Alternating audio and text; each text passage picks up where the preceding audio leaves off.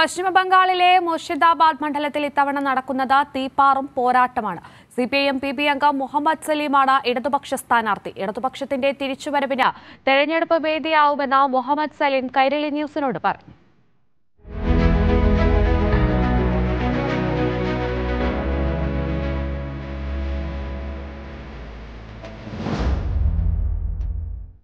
പശ്ചിമബംഗാളിൽ ഇത്തവണ ശക്തമായ ത്രികോണ മത്സരമാണ് നടക്കുന്നത്.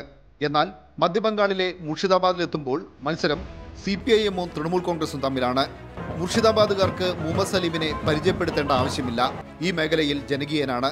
11 വർഷം രാജ്യസഭാംഗം, 10 വർഷം ലോക്സഭാംഗം, 3 വർഷം നിയമസഭാംഗം, പശ്ചിമബംഗാൾ മന്ത്രിസഭാംഗം എന്നിങ്ങനെ പാർലമെന്ററി രംഗത്തും ഭരണരംഗത്തും മുഹമ്മദ് സലീം ശ്രദ്ധേയമായ പ്രവർത്തനങ്ങൾ കാഴ്ചവെച്ചിട്ടുണ്ട്. 2019 റായ്ഗഞ്ച് മണ്ഡലത്തിൽ സലീമിനെ തോൽപ്പിക്കുന്നതിൽ നിർണായക പങ്കുവഹിച്ചത് കോൺഗ്രസ് ആയിരുന്നു. ഇത്തവണ സലീമിന് പിന്തുണ പ്രഖ്യാപിച്ച് കോൺഗ്രസ് പ്രവർത്തകരും സജീവമായി പ്രചാരണ രംഗത്തുണ്ട്.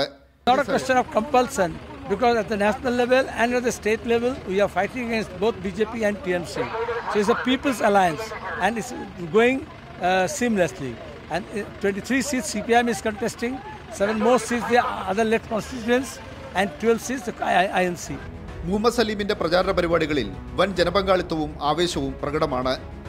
പശ്ചിമബംഗാളിൽ ഇടതുപക്ഷ പാർട്ടികളുടെ ശക്തമായ തിരിച്ചുവരവ് പ്രകടമാണ്. ഇത് മുർഷിദാബാദ് മണ്ഡലം. ഇവിടെയാണ് സിപിഎമ്മിന്റെ സംസ്ഥാന സെക്രട്ടറിയായ മുഹമ്മദ് സലീം ജനവിധി തേടുന്നത്.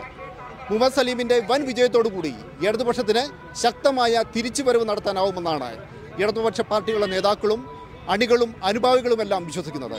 മുർഷിദാബാദിൽ നിന്ന് ക്യാമറാമാൻ വിനേഷ് നേതാജിക്കൊപ്പം കെ രാജേന്ദ്രൻ.